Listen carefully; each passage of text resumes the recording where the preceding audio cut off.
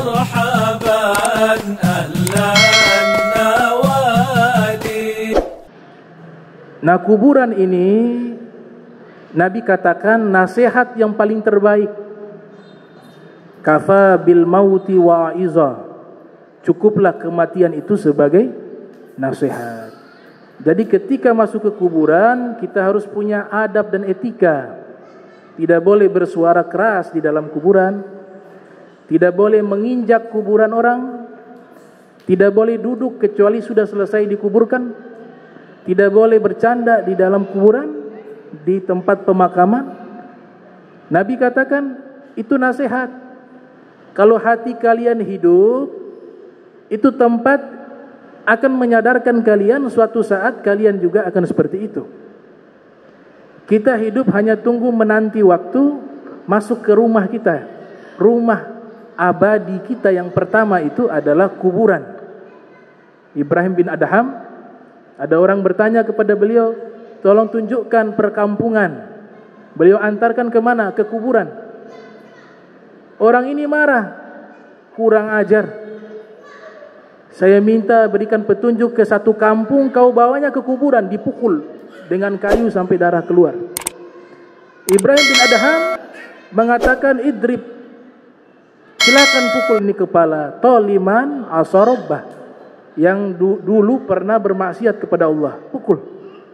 Selesai itu orang-orang berkumpul melihat, ya fulan, kenapa engkau pukul? Ini ulama Ibrahim bin Adham. Ternyata ini orang yang memukul kepada Ibrahim bin Adham dulu budaknya dimerdekakan oleh Ibrahim bin Adham, cuma dalam keadaan mabuk. Akhirnya dia minta maaf, dimaafkan. Ini isyarat bahwa kampung kita juga kuburan.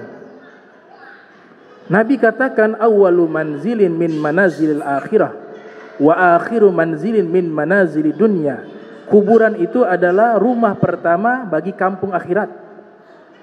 Rumah pertama bagi kampung akhirat, dan rumah terakhir bagi kampung dunia. Siapa yang selamat di kuburan, fama ba'dahu aisar, setelahnya dia mudah. Proses panjang di hari kiamat ini kan panjang.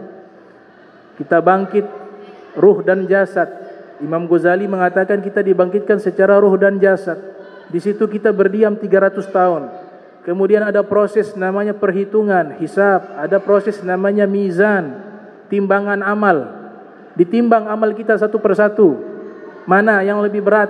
Fa amma man thaqulat mawazinuhu. Kalau yang lebih berat amalan baiknya, dia hidup bahagia.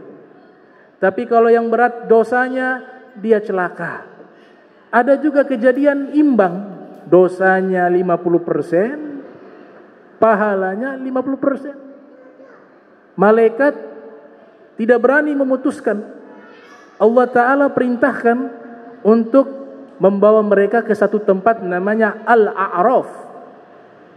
Dalam Al-Quran ada surat namanya surat Al-A'raf. Al-A'raf itu satu tempat yang dimana orang-orang yang ada di hari kiamat amalnya imbang.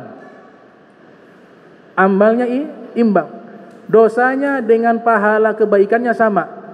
Tapi bukan berarti dia tinggal di situ. Itu hanya transit sementara. Karena tempat tujuan, tempat akhir daripada manusia itu hanya dua. Surga, neraka. Tidak ada tempat ketiga.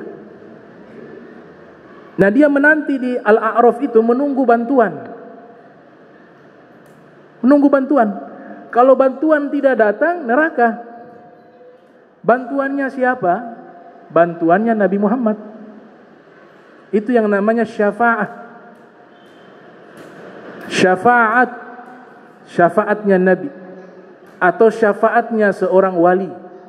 Atau syafaatnya ulama yang soleh. Atau syafaatnya. Jadi kita banyak butuh syafaat di hari kiamat. Tapi kalau hidup di dunia kita sendiri saja, sedangkan amalan kita banyak cacatnya, kemudian kita mengandalkan amalan kita tanpa ada amal-amal lainnya yang nanti dikatakan oleh Nabi bisa memberikan syafaat, para ulama, para aulia, para nabi, para rasul, maka kita akan menyesal nanti di yaumil kiamah. Nanti di Al-Araf itu dia menanti datang syafaat. Kalau Nabi mengatakan, ya Rob, saya berikan syafaat kepada dia, dia masuk ke dalam surga. Tapi kalau tidak datang syafaat, dimasukkan ke dalam neraka. Itu tempat namanya Al-A'raf. Setelah itu, hisab sudah dilewatin, mizan sudah dilewatin, ada lagi namanya sirat, jembatan. Itu perjalanan, nanti penghujungnya di situ ada telaganya Nabi, hautnya Rasul. Setelah itu yang penghuni surga minum itu telaga, mereka masuk ke dalam surga. Penghuni neraka jalan di atas jembatan terjatuh. Itu di bawah jembatan tersebut, jembatannya itu bukan seperti jembatan yang ada di dunia. Dia ahad minas saif wa adak minas sya'r. Lebih tajam dari pisau, lebih halus dari rambut. Jembatan sirat. Walaupun ada ulama-ulama yang menolak adanya jembatan sirat. Tapi di dalam beberapa kitab mengatakan jembatan sirat itu ada di hari kiamat. Jatuh ke bawah, terdengar suaranya sampai ke dasar 70.000 tahun. Dasarnya 70.000 tahun. Ada yang mengatakan 7.000 tahun, ada yang menyatakan 70.000 tahun. Dan jatuh ke bawah itu masuk ke dalam neraka. Kemudian dibawa ke dalam neraka ada 70.000 malaikat Zabaniyah. Satu penghuni neraka dikeroyok sama 70.000 malaikat Zabaniyah. Itu hadis sahih. Nabi sebutkan di dalam riwayat Muslim. Riwayat Muslim. Nabi katakan satu penghuni neraka dianiaya oleh 70.000 malaikat Zabaniyah. Satu. Kemudian fisiknya dibuat besar agar merasakan siksaan itu lebih terasa. Sampai dikatakan itu seperti giginya itu penghuni neraka seperti Jabal Uhud, Gunung Uhud. Dia punya gigi besarnya seperti Gunung Uhud. Kemudian lantai di neraka itu sudah azab. Dia punya lantai tempat kita pijak. Itu lantainya di neraka itu timah panas. Timah panas lantainya. Kemudian hujannya itu ada di dalam neraka, hujan batu. Minumannya itu adalah nanah, darah. Makanannya itu adalah satu buah yang dimakan sampai dalam perut dia berubah menjadi berduri sehingga usus dan seluruhnya terlepas. Makan lagi begitu. Nah, ini namanya neraka. Jadi kita juga harus memikirkan masa depan kita. Itu masa depan kita di situ. Surga atau neraka.